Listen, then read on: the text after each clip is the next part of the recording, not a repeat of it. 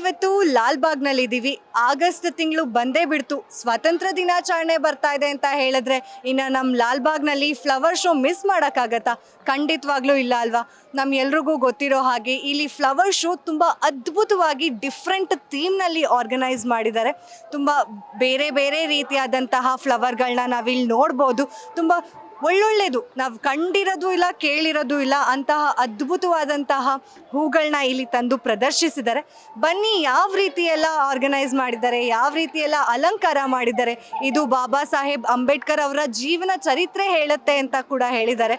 ಹೂಗಳಲ್ಲಿ ಎಷ್ಟು ಅದ್ಭುತವಾಗಿ ಅದನ್ನು ಎಕ್ಸ್ಪ್ಲೇನ್ ಮಾಡಿದ್ದಾರೆ ಅನ್ನೋದನ್ನ ನಾವೇ ಒಳಗಡೆನೆ ಹೋಗಿ ನೋಡ್ಕೊಂಡು ಬರೋಣ. ಬನ್ನಿ.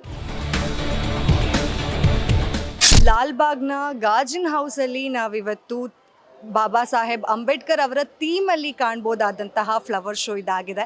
ಪ್ರತಿ ವರ್ಷ 2 ಬಾರಿ ಫ್ಲವರ್ ಶೋನ ಮಾಡ್ತಾರೆ. ಇವಾಗ ಸ್ವಾತಂತ್ರ್ಯ ದಿನಾಚರಣೆ ಇನ್ನೇನು ಬರ್ತಾ ಇರೋದ್ರಿಂದ ನಮ್ಮ ಭಾರತದ ಸಂವಿಧಾನದ ಪ್ರಕಾರ, ಅಂದರೆ ನಮ್ಮ ಭಾರತದ ಸಂವಿಧಾನದ ಕುರಿತು ಆ ಥೀಮ್ನ ಇಟ್ಕೊಂಡು, ಹಾಗೆ ಬಾಬಾ ಸಾಹೇಬ್ ಅಂಬೇಡ್ಕರ್ ಅವರ ಜೀವನ ಶೈಲಿನ ಒಂದು ಥೀಮ್ನಾಗಿ ಇಟ್ಕೊಂಡು ಇವತ್ತು ಲಾಲ್ಬಾಗ್ನ ಗಾಜಿನ ಹೌಸಲ್ಲಿ ಅಲಂಕಾರ ಮಾಡಿದ್ದಾರೆ. ನೀವು ನೋಡ್ಬೋದು ನಮ್ಮ ಭಾರತದ ಸಂವಿಧಾನದ ಹೇಗೆ ಇದೆ ಅದೇ ರೀತಿಯಾದಂತಹ ಒಂದು ಆರ್ಗನೈಸ್ಡ್ ವೇಯಲ್ಲಿ ಅನೇಕ ಹೂಗಳಿಂದ ಅದನ್ನು ಡೆಕೋರೇಟ್ ಮಾಡಿದ್ದಾರೆ. ಹಾಗೆ ಬಾಬಾ ಸಾಹೇಬ್ ಅಂಬೇಡ್ಕರ್ ಅವರು ಕೂಡ ಇದ್ದಾರೆ, ನಮ್ಮ ಸಂವಿಧಾನಿ ಶಿಲ್ಪಿ ಡಾಕ್ಟರ್ ಬಾಬಾ ಸಾಹೇಬ್ ಅಂಬೇಡ್ಕರ್ ಅವರು. ಇಲ್ಲಿ ಸಾಕಷ್ಟು ಹೂಗಳಿದೆ, ವೆರೈಟಿ ಹೂಗಳಿದೆ. ನೋಡೋದಕ್ಕೆ ತುಂಬ ಅದ್ಭುತವಾಗಿ ಆಕರ್ಷಿತವಾಗಿ ಕಾಣುವಂತಹ ಅನೇಕ ಹೂಗಳಿದೆ. ನಾವಿಲ್ಲಿ ಕೇಳಿ ಕಂಡಿರದಂತಹ ಹೂಗಳು ಕೂಡ ಇದೆ, ಬೇರೆ ರಾಜ್ಯಗಳಿಂದ ಹಾಗೆ ಬೇರೆ ಕಂಟ್ರಿಯಿಂದ ತರಿಸ್ಕೊಂಡಿರುವಂತಹ ಹೂಗಳನ್ನ ಕೂಡ ನಾವಿಲ್ಲಿ ಕಾಣ್ಬೋದು. ಅನೇಕ ರೀತಿಯಾದಂತಹ ಕಲರ್ಫುಲ್ ಆದಂತಹ ಹೂಗಳಿದೆ, ತುಂಬ ಫ್ರೆಶ್ ಆಗಿ ಇದೆ, ಹಾಗೆ ನೋಡೋಕ್ಕೂ ಕೂಡ ತುಂಬ ಆಕರ್ಷಿತವಾಗಿದೆ.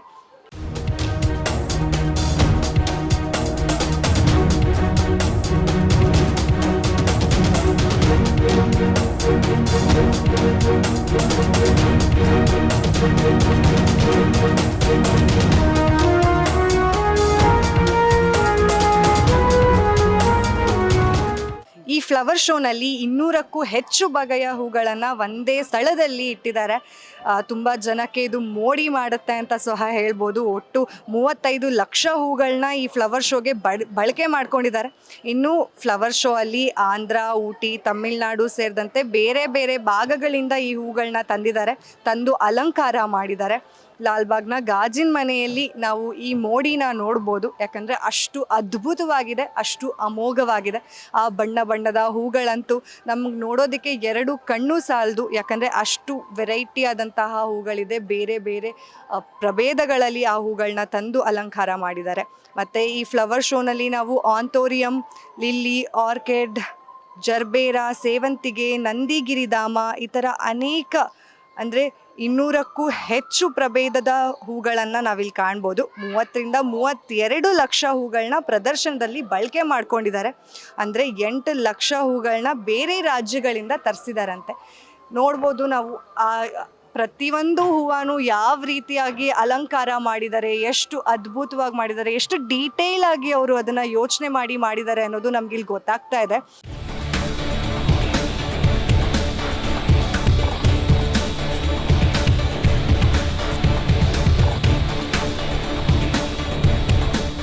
ಪ್ರತಿ ವರ್ಷ ಈ ಗಾಜಿನ ಮನೆಯಲ್ಲಿ ಬೇರೆ ಬೇರೆ ರೀತಿಯಾದಂತಹ ಥೀಮ್ಗಳಲ್ಲಿ, ಕಾನ್ಸೆಪ್ಟ್ಗಳಲ್ಲಿ ಫ್ಲವರ್ ಶೋನ ನಡೆಸ್ತಾರೆ.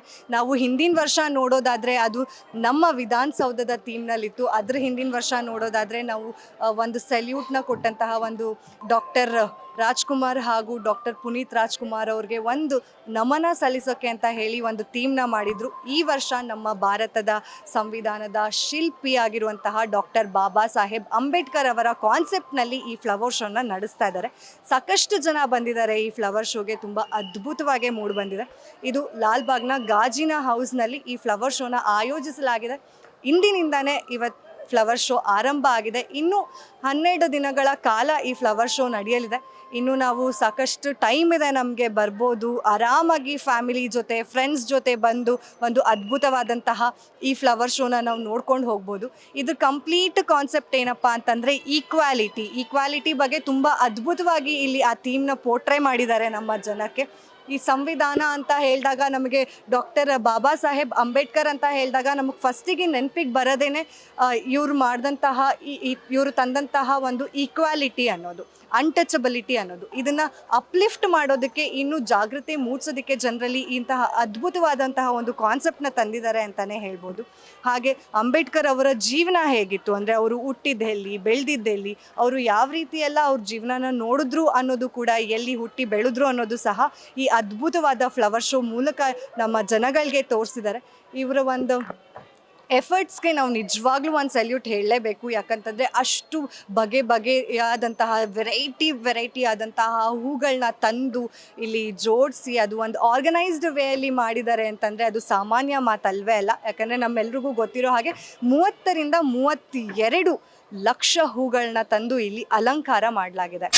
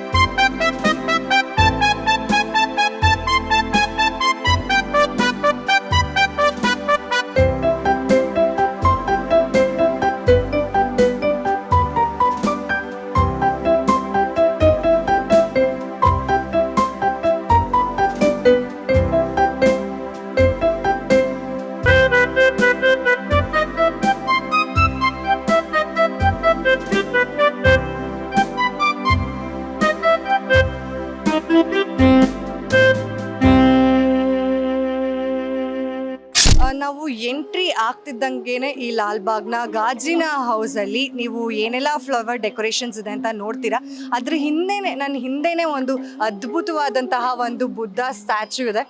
ಎಲ್ರಿಗೂ ಗೊತ್ತಿರೋ ಹಾಗೆ ಅಂಬೇಡ್ಕರ್ ಅವರಿಗೆ ಬುದ್ಧಿಸಮ್ ಆಗಿ ಅಥವಾ ಬುದ್ಧ ಮೇಲೆ ಅತೀಕವಾದಂತಹ ನಂಬಿಕೆ ಹಾಗೆ ಪ್ರೀತಿ ಕೂಡ ಇತ್ತು. ನೀವು ನೋಡ್ಬೋದು, ಅದನ್ನು ಕೂಡ ಇಲ್ಲಿ ಅವರ ಒಂದು ಮೆಮೊರಿಗೆ ಅಂತ ಹೇಳಿ ಇಲ್ಲಿ ಬುದ್ಧ ಸ್ಟ್ಯಾಚ್ಯೂನ ಇಟ್ಟಿದ್ದಾರೆ. ಸ್ಟಾರ್ಟಿಂಗ್ನಲ್ಲೇ ಸಾಕಷ್ಟು ಒಳ್ಳೆಯ ಹೂಗಳಿಂದ, ಬಣ್ಣದ ಹೂಗಳಿಂದ ಅಲಂಕಾರ ಕೂಡ ಮಾಡಿದ್ದಾರೆ. ಬಾಬಾ ಸಾಹೇಬ್ ಅಂಬೇಡ್ಕರ್ ಅವರು ಹೇಳ್ತಾ ಇದ್ರು, ನಾನು ಗೌತಮ ಬುದ್ಧ ಹಾಗೂ ಕಬೀರ್ ಮತ್ತು ಮಹಾತ್ಮ ಫೂಲೆ ಅವರ ಭಕ್ತ. ನಾನು ಅವ್ರನ್ನ ಕಲಿಕೆನ ನಾನು ಇಷ್ಟಪಡ್ತೀನಿ, ಅವರ ಸ್ವಾಭಿಮಾನನ ನಾನು ಇಷ್ಟಪಡ್ತೀನಿ, ಹಾಗೆ ಅವರ ಘನತೆಯನ್ನು ನಾನು ಯಾವಾಗಲೂ ಆರಾಧಿಸ್ತೀನಿ ಅಂತ ಹೇಳ್ತಾ ಇದ್ರು. ಅಷ್ಟು ಆರಾಧನೆ ಮಾಡ್ತಿದ್ದಂತಹ ಒಬ್ಬರು ಅಂತ ಅಂದರೆ ಅಂಬೇಡ್ಕರ್ ಅವರು, ಅದು ಗೌತಮ ಬುದ್ಧ ಆಗಿರುತ್ತೆ.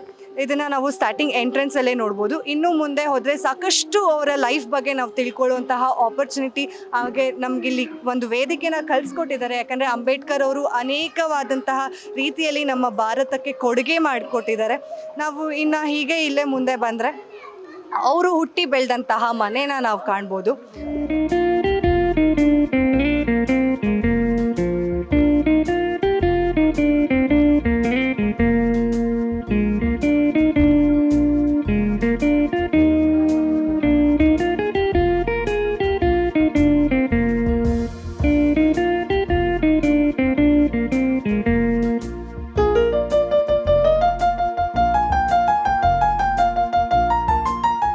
ನಾವಿಲ್ಲಿ ಏನು ನೋಡ್ತಾ ಇದ್ದೀವಿ, ಈ ಅದ್ಭುತವಾದಂತಹ ಹೂವಿನಲ್ಲಿ ಏನೆಲ್ಲ ಅಲಂಕಾರ ಮಾಡಿದ್ದಾರೆ, ಇದು ನಮ್ಮ ಬಾಬಾ ಸಾಹೇಬ್ ಅಂಬೇಡ್ಕರ್ ಅವರು ಹುಟ್ಟಿ ಬೆಳೆದಂತಹ ಮನೆ. ನಮ್ಮೆಲ್ರಿಗೂ ಗೊತ್ತಿರೋ ಹಾಗೆ ಅವರು ಯಾವ ರೀತಿ ಅವರ ಮನೆಯಲ್ಲಿ ಕಷ್ಟಗಳನ್ನ ಅನುಭವಿಸಿದ್ರು, ಅನ್ಈಕ್ವಾಲಿಟಿ ಅನ್ನೋದು ಹೇಗಿತ್ತು, ಅವರು ಚಿಕ್ಕ ವಯಸ್ಸಿನಲ್ಲಿ ಯಾವ ರೀತಿ ಎಲ್ಲ ಸಮಾಜದಿಂದ ಅನ್ನಿಸ್ಕೋತಾ ಇದ್ರು, ಅವ್ರನ್ನ ಅನ್ಟಚಬಿಲಿಟಿ ಅಂತ ಹೇಳಿ ದೂರ ಇಟ್ಟಿದ್ರು. ಆದರೂ ಸಹ ಅದನ್ನೆಲ್ಲ ಮೆಟ್ಟಿ ನಿಂತು ನಾನು ನನ್ನ ಜನಾಂಗಕ್ಕೆ ನಾನು ಒಂದು ವೇದಿಕೆ ಕೊಡ್ತೀನಿ, ನಾನು ನನ್ನ ಜನಾಂಗಕ್ಕೋಸ್ಕರ ಏನು ಬೇಕಾದರೂ ಮಾಡ್ತೀನಿ ಅಂತ ನಿಂತಹ ಮನುಷ್ಯ ಅಂತಂದರೆ ಅದು ಡಾಕ್ಟರ್ಸ್ ಬಾಬಾ ಸಾಹೇಬ್ ಅಂಬೇಡ್ಕರ್ ಅವರು. ನಮ್ಮ ಹಿಂದೆ ನೋಡ್ತಾ ಇರುವಂತಹ ಅದ್ಭುತವಾದಂತಹ ಹೂವಿನ ಅಲಂಕಾರ ಬಂದು ಅವರು ಹುಟ್ಟಿ ಬೆಳೆದಂತಹ ಮನೆ. ಇದನ್ನು ಭೀಮ್ರಾವ್ ಜನ್ಮಭೂಮಿ ಅಂತ ಕೂಡ ಹೇಳ್ತಾರೆ.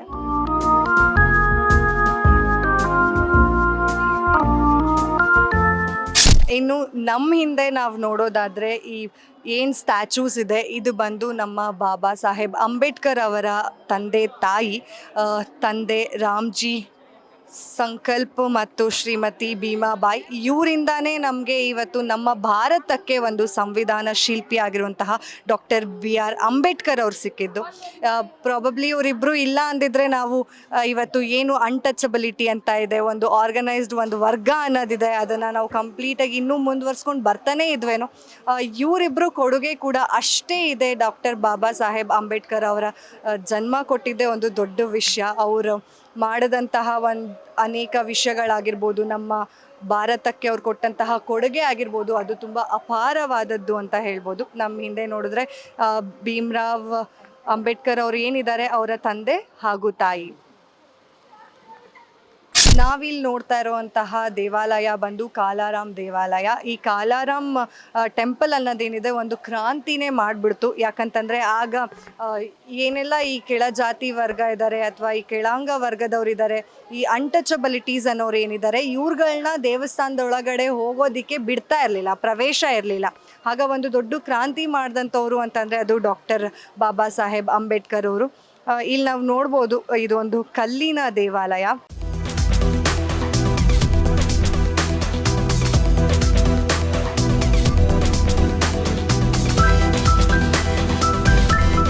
ಹದಿನೈದು 4/1931 ಸತ್ಯಾಗ್ರಹ ಪುನರ್ವರ್ತನೆ ಆಗಿದ್ದು, ಮತ್ತು ಇಲ್ಲಿ ಒಂದು ದೊಡ್ಡ ಕಲ್ಲು ತೂರಾಟ ಆಗಿತ್ತು, ಲಾಠಿ ಚಾರ್ಜ್ ಕೂಡ ಆಗಿತ್ತು.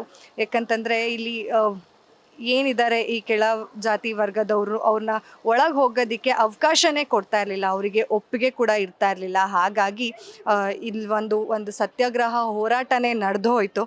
ಈ ಸುದೀರ್ಘ ಹೋರಾಟದಿಂದ ಮತ್ತೆ ಅವರು ಒಗ್ಗಟ್ಟಾಗಲು ಮತ್ತು ಹೊಸ ನಾಯಕರು ಹುಟ್ಕೊಳ್ಳಲು ಅದೆಲ್ಲ ಜಾಸ್ತಿ ಆಯಿತು. ಆದರೂ ಕೊನೆಗೂ ಒಂದು ಅರ್ಥ ಅಂತ ಸಿಕ್ಕಿದ್ದೆ ಇಲ್ಲಿ. ಸಾಮಾಜಿಕ ಹಕ್ಕುಗಳಂದರೆ ಏನು, ಅದರ ಅರ್ಥ ಏನು ಅಂತ ಮಾಡ್ಕೊಂಡಿದ್ದೆ ಈ ಕಾಲಾಗ್ರಾಮ ದೇವಾಲಯದಲ್ಲಿ.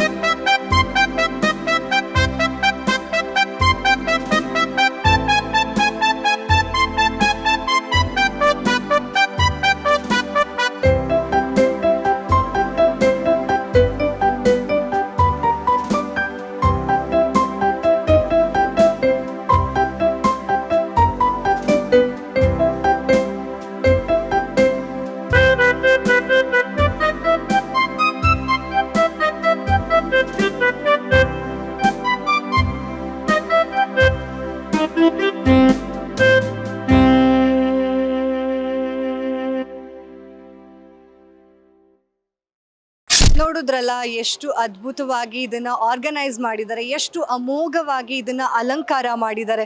ನಮ್ಮ ಪ್ರತಿಯೊಂದು ಹೆಜ್ಜೆಯಲ್ಲೂ ನಮಗೆ ಡಾಕ್ಟರ್ ಬಾಬಾ ಸಾಹೇಬ್ ಅಂಬೇಡ್ಕರ್ ಅವರ ಜೀವನ ಚರಿತ್ರೆನ ಹೇಳುತ್ತೆ.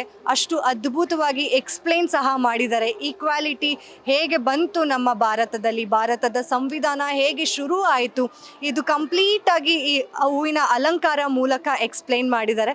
ನೀವು ಕೂಡ ನಿಮ್ಮ ಫ್ಯಾಮಿಲಿ ಜೊತೆ ಬನ್ನಿ. ಇನ್ನೂ 10-12 ದಿನಗಳ ಕಾಲ ಈ ಫ್ಲವರ್ ಶೋ ಲಾಲ್ಬಾಗ್ನಲ್ಲಿ ನಡೆಯುತ್ತೆ. ಲಾಲ್ಬಾಗ್ನ ಗ್ಲಾಸ್ ಹೌಸ್ನಲ್ಲಿ ಈ ಫ್ಲವರ್ ಶೋನ ಆಯೋಜಿಸಿದ್ದಾರೆ.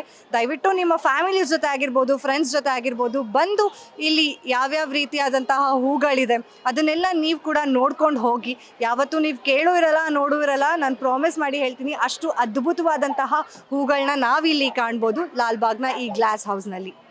ಇದಾಗಿತ್ತು ಇವತ್ತಿನ ಸ್ಪೆಷಲ್ ಸ್ಟೋರಿ. ನೋಡ್ತಾ ಇರಿ ಗ್ಯಾರಂಟಿ ನ್ಯೂಸ್. ಕ್ಯಾಮ್ರಾಮ್ಯಾನ್ ಪಂಪಪತಿ ಜೊತೆ ಚಂದನ. ಗ್ಯಾರಂಟಿ ನ್ಯೂಸ್, ಸುದ್ದಿ ಖಚಿತ, ನ್ಯಾಯ ನಿಶ್ಚಿತ.